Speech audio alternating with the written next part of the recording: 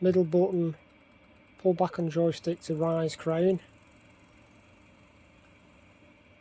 and lower crane.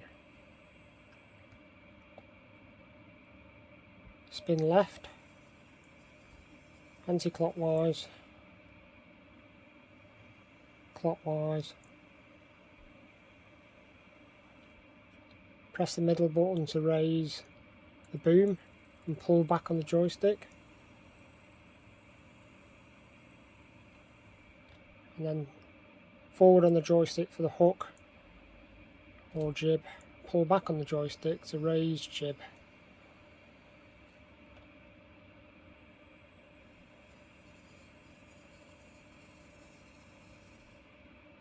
And the trigger button on the joystick is a light.